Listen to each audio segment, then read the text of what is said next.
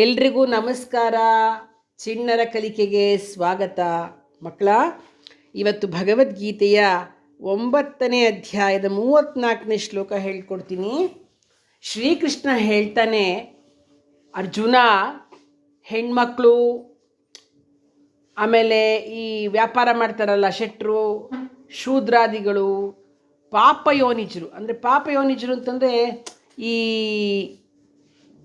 ಪಾಪ ಜನ್ಮದಲ್ಲಿ ಹುಟ್ಟತಕ್ಕಂಥದ್ದು ಈ ಭಿಕ್ಷುಕರು ಆ ಥರ ಎಲ್ಲ ಇರ್ತಾರಲ್ಲ, ಆ ಥರದ್ದು ಯಾರೇ ಆಗಲಿ ಅವರೂ ಕೂಡ ನನ್ನಲ್ಲಿ ಶರಣಾಗತಿಯನ್ನು ಹೊಂದಿದ್ರೆ ಖಂಡಿತವಾಗ್ಲೂ ಪರಮಗತಿಯನ್ನೇ ಪಡಿತಾರೆ, ನನ್ನನ್ನೇ ಪಡಿತಾರೆ.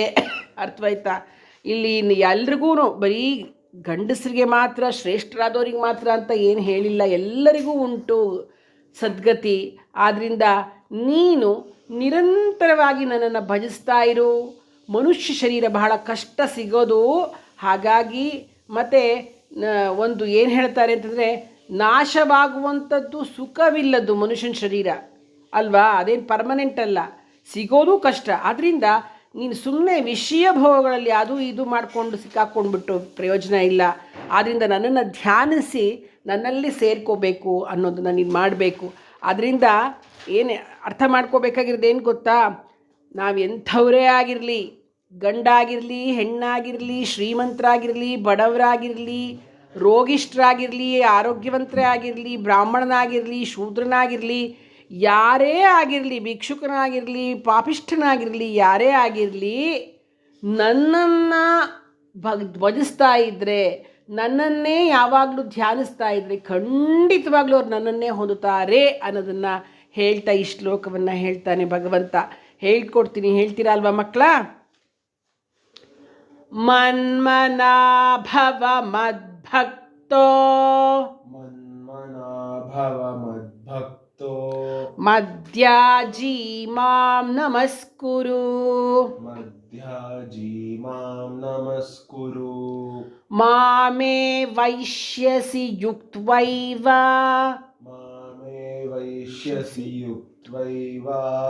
ಆತ್ಮಾನಂ ಮತ್ಪರಾಯಣಃ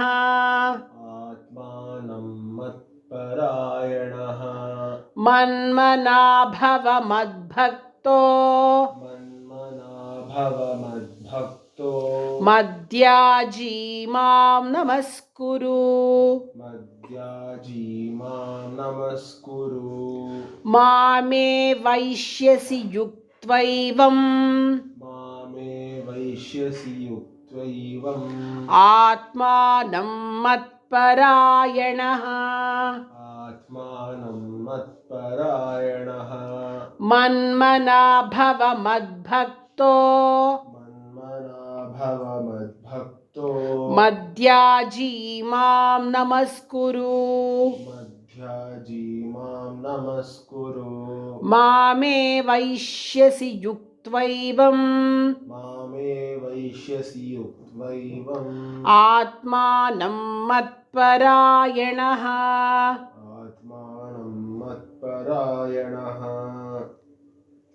ಏನು ಈ ಶ್ಲೋಕದ ಅರ್ಥ ಅಂದರೆ, ನೋಡಿ, ನೀವು ನನ್ನಲ್ಲಿಯೇ ಮನಸ್ಸುಳ್ಳವರಾಗಿರಿ. ಯಾವಾಗಲೂ ನನ್ನನ್ನೇ ಮನಸ್ಸಿನಲ್ಲಿ ಇಟ್ಕೊಂಡು ಕೆಲಸ ಮಾಡಿ.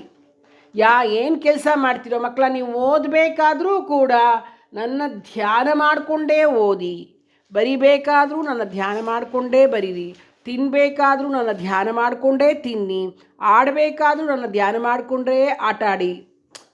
ಎಲ್ಲವಾಗಲೂ ನನ್ನ ಧ್ಯಾನ ಮಾಡ್ತಾ ಇದ್ದರೆ, ನನ್ನ ಭಕ್ತನಾಗಿದ್ದರೆ, ನನ್ನನ್ನೇ ಕುರಿತು ಕೆಲಸ ಮಾಡ್ತಾ ಇದ್ದರೆ, ನನ್ನನ್ನೇ ನಮಸ್ಕರಿಸ್ತಾ ಇರಿ.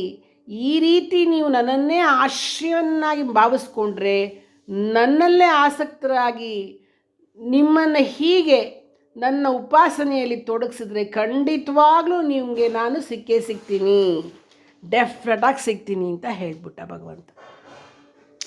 ಶ್ರೀಕೃಷ್ಣ ಭಗವಂತನನ್ನು ಪಡೆದುಕೊಳ್ಳೋದಕ್ಕೆ ಏನು ಮಾರ್ಗ ಅನ್ನೋದನ್ನು ಹೇಳ್ತಾನೆ. ನನ್ನಲ್ಲಿಯೇ ಮನಸ್ಸುಳ್ಳವನಾಗು, ನನ್ನನ್ನು ಹೊರತಾಗಿ ಬೇರೆ ನನ್ನು ಯೋಚಿಸಬೇಡ, ಎಲ್ಲದರಲ್ಲೂ ನನ್ನನ್ನೇ ಕಾಣು, ನನ್ನ ಭಕ್ತನಾಗು, ಹಾಗಾದರೆ ನೀನು ಯಾವಾಗಲೂ ನನ್ನಲ್ಲೇ ಮನಸ್ಸಿಟ್ಟಿರ್ತೀಯ, ನನಗಾಗಿ ಯಜ್ಞಯಾಗಾದಿಗಳನ್ನು ಮಾಡು, ಡೆಫಿನೆಟ್ಟಾಗಿ ನಾನು ನಿನ್ನವನಾಗಿಬಿಡ್ತೇನೆ ಅಂತ ಹೇಳ್ತಾರೆ. ಸುಲಭವಾದ ಮಾರ್ಗವನ್ನು ನಮಗೆ ಕೊಟ್ಟಿದ್ದಾನೆ.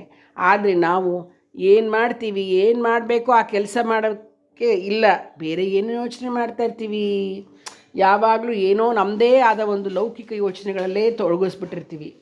ಇನ್ನೊಂದು ಹೇಳ್ತಾನೆ, ಫಲಾಪೇಕ್ಷೆ ಇಲ್ಲದೆ ನನ್ನನ್ನು ಈ ಕೆಲಸ ಮಾಡು, ನನಗೆ ಖುಷಿಯಾಗೋ ಹಾಗೆ ಮಾಡು, ಯಾವುದಕ್ಕೂ ನೀನು ರಿಸಲ್ಟ್ ಓರಿಯೆಂಟೆಡ್ಡಾಗಿ ಮಾಡಬೇಡ. ಅಂದರೆ ನನಗೆ ಇದು ಆಗಲೇಬೇಕು ಅಂತ ನನ್ನನ್ನು ಪ್ರೀತಿಸಬೇಡ. ನನ್ನ ಕೆಲಸ ಇದು ನಾನು ಮಾಡ್ತೀನಿ, ಅದನ್ನು ಕೊಡೋದು ಬಿಡೋದು ನಿನಗೆ ಸೇರಿದ್ದು, ನಾನು ಕೊಟ್ಟೇ ಕೊಡ್ತೀನಿ, ಡೆಫಿನೆಟಾಗಿ ಕೊಡ್ತೀನಿ. ನನಗೆ ಸಂಪೂರ್ಣ ಶರಣಾಗು, ಕಂಪ್ಲೀಟ್ ಸರೆಂಡರ್ ಆಗಿಬಿಡು, ನನ್ನ ಮೇಲೆ ಡಿಪೆಂಡ್ ಆಗಿಬಿಡು, ಪೂರ್ಣ ಡಿಪೆಂಡೆಂಟ್ ಆಗಿಬಿಡು ನನ್ನ ಮೇಲೇ. ಹಾಗಾದರೆ ನಾನು ನಿನ್ನ ಸಹಾಯಕ್ಕೆ ಸದಾ ಸಿದ್ಧನಾಗಿರ್ತೇನೆ. ನೀನು ಪರಮಪದವನ್ನು ಪಡೆಯೋದ್ರಲ್ಲಿ ಸಂದೇಹವೇ ಇಲ್ಲ. ಅಂದರೆ ನನ್ನನ್ನು ನೀನು ಹೊಂದೋದ್ರಲ್ಲಿ ಸಂದೇಹವೇ ಇಲ್ಲ. ಎಷ್ಟು ಚೆನ್ನಾಗಿ ಹೇಳ್ತಾರೆ, ನಿನ್ನ ಕೆಲಸವನ್ನು ನೀನು ಮಾಡು, ಅದರ ಫಲಾಪೇಕ್ಷೆಯನ್ನು ಬಿಟ್ಟುಬಿಡು. ಮಕ್ಕಳ, ನಾನು ಹಂಗೆ ಹೇಳಿದೆ ಅಂದ ತಕ್ಷಣ ಓದೋದನ್ನು ನೀವು, ನಿಮ್ಮ ಕೆಲಸ ಏನು, ಚೆನ್ನಾಗಿ ಓದಿ ಬರೆಯೋದು. ಎಕ್ಸಾಮ್ನಲ್ಲಿ ಆಗಲಿ ಅಥವಾ ಯಾವುದೇ ವಿಷಯವನ್ನು ತೆಗೆದುಕೊಂಡ್ರೆ ಅದರಲ್ಲಿ ಚೆನ್ನಾಗಿ ಓದಿ ಅರ್ಥ ಮಾಡಿಕೊಂಡು ಅದನ್ನು ನೀವು ಬರೆಯೋದು. ಫಲಾಪೇಕ್ಷೆ ಅವನಿಗೆ ಬಿಟ್ಟಿದ್ದು. ಅವನು ನಿನಗೆ ರಿಸಲ್ಟ್, ಅವನೇನು ಹೇಳ್ತಾನೆ, ನೀನು ನಂಗೆ 100 ಬರೀಬೇಕು. ಕೆಲವು ಮಕ್ಕಳು ಇಷ್ಟಕ್ಕಿಷ್ಟು ಬರೀಬೇಕು, ಒಂದು ಸ್ವಲ್ಪ ಕಡಿಮೆ ಆದರೂ ಸಾಕು, ಏನೇನೋ ಮಾಡ್ಕೊಂಬಿಡ್ತಾರೆ, ಕೆಟ್ಟದೆಲ್ಲ ಮಾಡ್ಕೊಳ್ತಾರೆ. ಆ ಥರ ಹಂಗೆ ಮಾಡಬೇಡ. ನೀನೇನು ಪರಿಶ್ರಮ ಪಟ್ಟು ಓದಿರ್ತೀವಿ, ಸರಿಯಾಗಿ ಮಾಡಿರ್ತಿದ್ದಕ್ಕೆ ತಕ್ಕನಾಗಿ ರಿಸಲ್ಟ್ಸ್ ನಾನು ಕೊಡ್ತೀನಿ. ಡೆಫಿನೆಟಾಗಿ ನಾನು ರಿಸಲ್ಟ್ ಕೊಡೋ ಜವಾಬ್ದಾರಿ ನಂದು. ಆ ರಿಸಲ್ಟ್ಗೋಸ್ಕರ ಓದಬೇಡ. ನೀನು ಶ್ರದ್ಧೆಯಿಂದ ಓದಿ ಎಕ್ಸಾಮ್ ಬರೆದ್ರೆ ಅದ್ರ ರಿಸಲ್ಟ್ ನಾನೇ ಕೊಡೋದು ನನ್ನ ಜವಾಬ್ದಾರಿ. ನನ್ನನ್ನು ಪೂರ್ಣ ಡಿಪೆಂಡ್ ಆಗಿಬಿಡು, ನನ್ನ ಮೇಲೆ 100% ಡಿಪೆಂಡ್ ಆಗಿಬಿಡು. ಭಗವಂತ, ನಾನು ಓದಿದ್ದೀನಿ, ನಾನು ಬರೆದಿದ್ದೀನಿ, ನೀ ರಿಸಲ್ಟ್ ನಿನ್ನ ಕೈಯಲ್ಲಿ ಇದೆ ಅಂದ್ಬಿಡು, ಆಗೋಯ್ತು, ನಾನು ನೋಡ್ಕೊಂಬಿಡ್ತೀನಿ, ಅದು ನನ್ನ ಕೆಲಸ, ಅದು ನಾನು ನೋಡ್ಕೋತೀನಿ. ನೀನು ಅದ್ರ ಬಗ್ಗೆ ಅನುಮಾನವೇ ಬೇಡ.